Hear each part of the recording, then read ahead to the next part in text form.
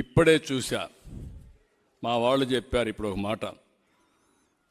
ముఖ్యమంత్రి ఒక సభలో మాట్లాడుతూ చొక్కా చేతులు మడతబెట్టే సమయం వచ్చింది,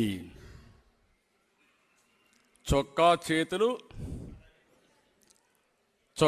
చేతులు మడత పెడతాడంట.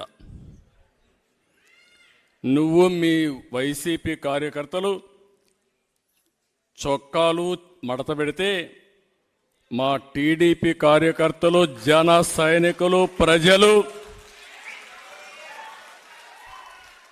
కుర్చీలు మడత పెడతారు.